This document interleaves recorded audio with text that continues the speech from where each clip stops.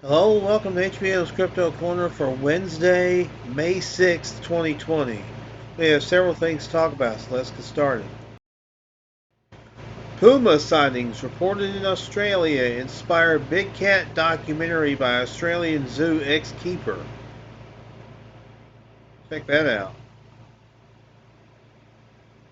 Supposedly these are being spotted in Australia.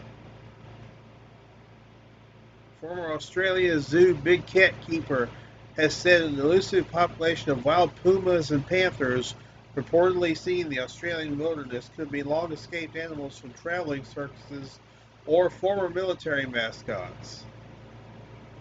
Wow.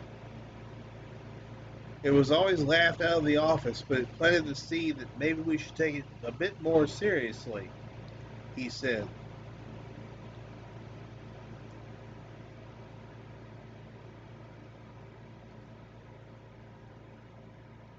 Escaped circus animals or military mascots. That's interesting.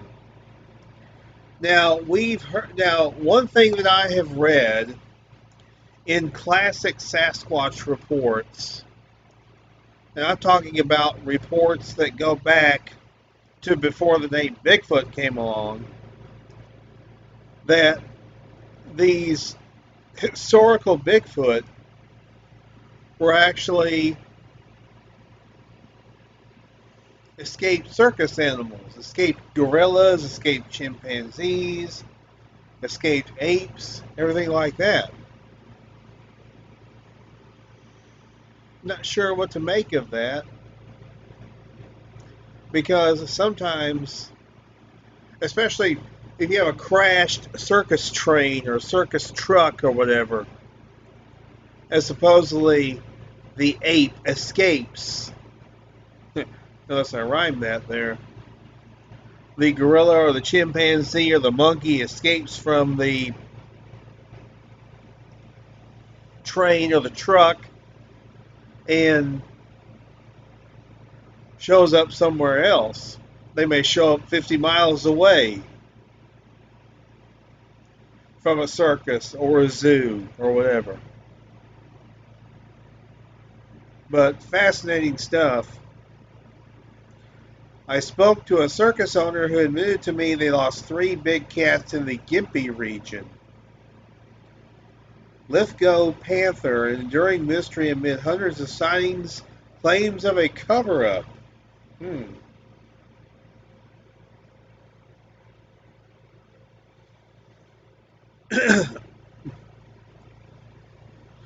Just by coincidence, there was another reported panther sighting on the Illawarra Escarpment south of Sydney earlier this week.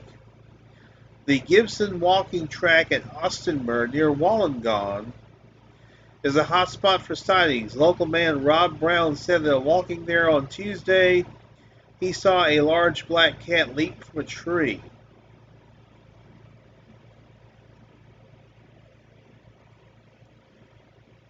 So, are there feral cats wandering Australia? Who knows? It's entirely possible.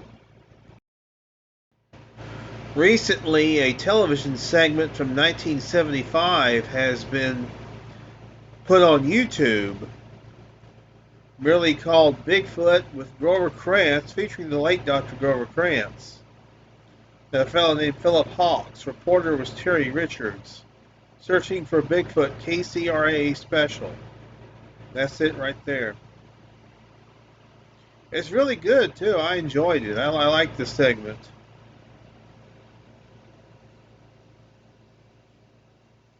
It was a good segment on Sasquatch in Oregon. They particularly focus on the town of the Dalles, but they didn't have Peter Byrne on there. That's interesting, because at that time he had his Bigfoot Information Center there at the Dalles. But it's a good report, and I enjoyed watching it. It was good. Then here's a report, When Bigfoot Gets Downright Dangerous by Nick Redfern. And this is referring to the Ape Canyon incident. from 1924,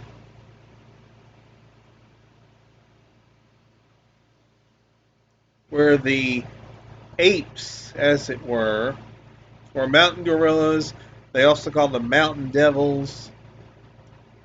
Were throwing rocks down on this cabin after a Bigfoot had been shot by one of the individuals. Fred Beck being one of the individuals. He shot one, body falling over a precipice. Now, there is conflicting reports that Fred Beck did that the morning after the attack, but then there's also reports that it happened before the attack, that Fred Beck shot the creature. I don't know which is true. There's conflicting reports, as I said. Now, Roger Patterson interviewed Fred Beck and featured that interview in his book, Do Abominable Snowmen of America Really Exist? And I would refer individuals to that book if you want to read the full interview. It's pretty fascinating. And Beck doesn't really add the the supernatural aspects into it. He only did that with the book. With his book, I Fought the Ape Men of Mount St. Helens.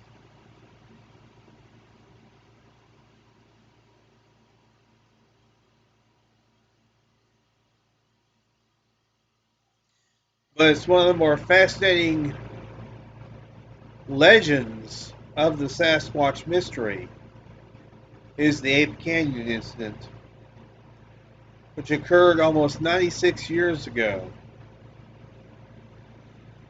And of course, all the individuals involved are long since dead. So we can't ask them any further questions about it. But definitely one of the most fascinating and perhaps controversial reports in the Sasquatch database. Nessie spotting. Nessie Hunter claims to have filmed the biggest ever sighting of Loch Ness Monster as 30-foot long shape seen in water. Here's the video. Let's check it out.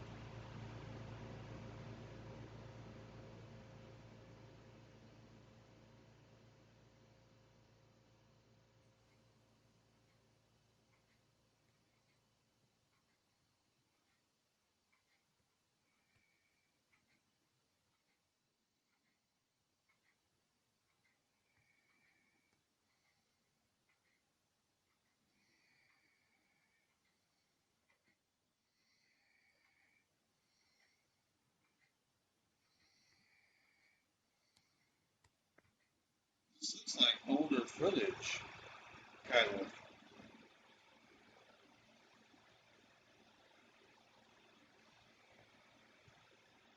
Oh, do you want to get that out of the way?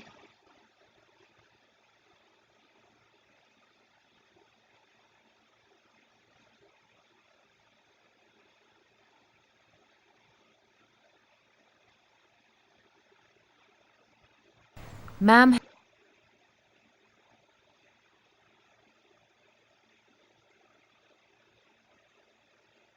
Eoin O'Faldagain, 55, believes he saw the mythical creature in Urquhart Bay last Wednesday, April 22nd, after spotting a 30-foot long shape in the water.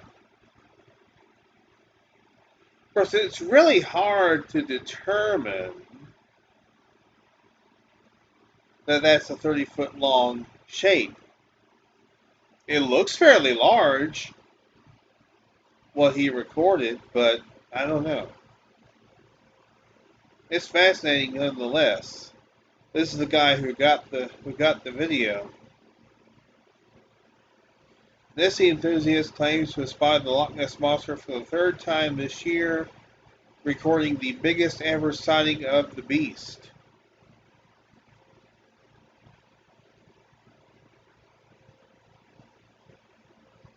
He only reckons this could be Nessie after he saw a 30-foot shadow on the water.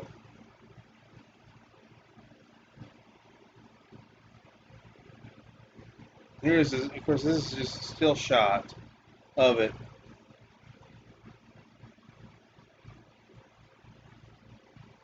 Could this be Nessie? Who knows? It's always fascinating when you have anomalous footage like this. Unfortunately, when it's ambiguous like this is,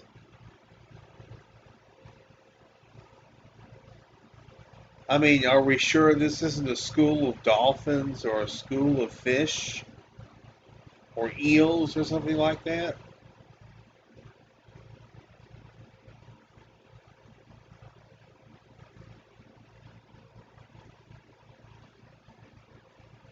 It's fascinating, but is it Nessie? We really don't know.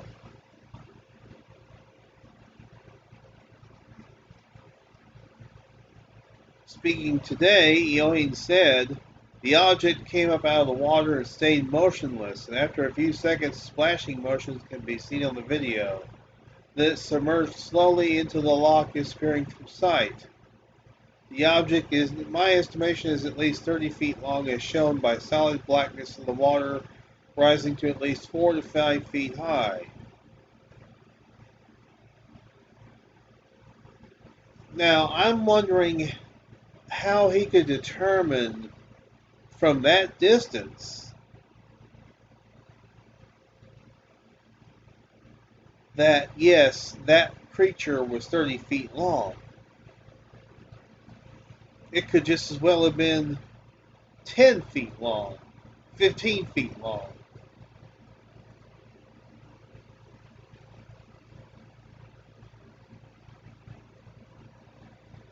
Best thing to do is to make a comparison video. Have somebody go out there in a 30-foot boat. Take measurements. These are basic scientific principles that I think everybody should follow. Always try to do a follow-up video if you can, if it is possible.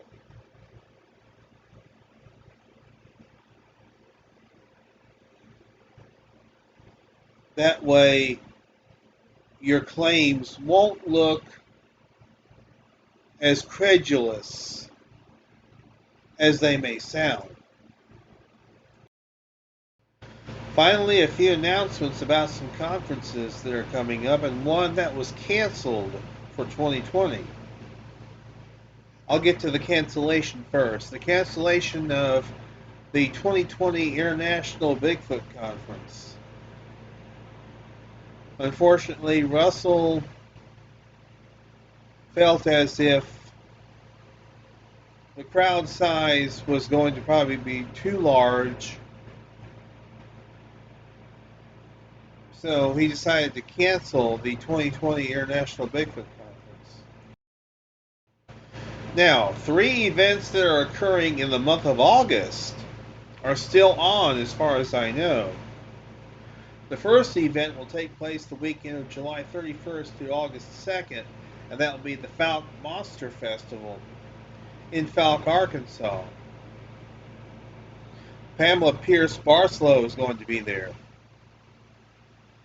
I imagine Lyle Blackburn as well. Yes, obviously he would have to be. He wrote what I think is the definitive book on the Fouke Monster, The Beast of Boggy Creek. Plus, he hosted and narrated the Boggy Creek Monster, Small Town Monsters documentary. I think tickets are still available for that event. And then the following weekend, August 7th through the 9th, is the Minnesota Bigfoot Conference, which has been moved up from May to August 7th through 9th. And the speakers for that event will, of course, include Bob Gimlin, Cliff Barrickman, And Ron Moorhead and Scott Nelson on Mike Quast. Mike Quast, who is a local native of Minnesota, who wrote several books about Sasquatch in Minnesota, and also wrote a really good book called Big Footage, A History of Claims for the Sasquatch on Film.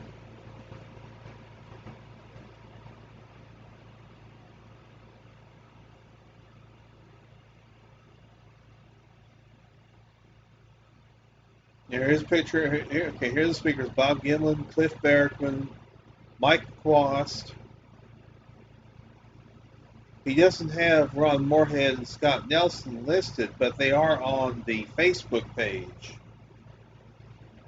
On his Facebook page, he has listed the speakers, an updated list of the speakers for the Minnesota Bigfoot Conference.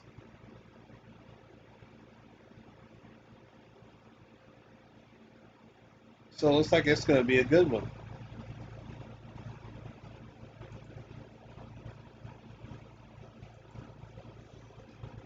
And then the Ohio Bigfoot Conference will take place the weekend after that.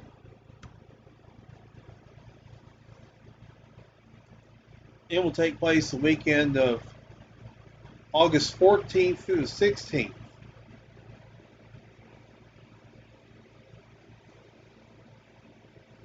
And the speakers are Larry Batson, Dr. Anna Nakaris, Cliff Barrickman, and Charlie Raymond. Now, I had thought, according to, more speakers to be announced soon. I hope Mark will announce them soon because the event will be here before you know it. Those who purchased tickets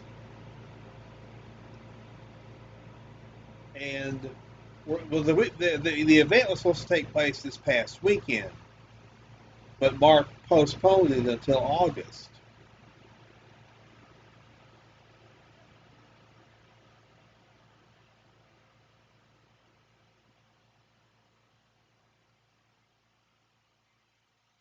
So for those who have a ticket, if you've already purchased your ticket, it's still good. You can still redeem your ticket at the Ohio Bigfoot Conference in August. You don't need to buy another ticket. You're good.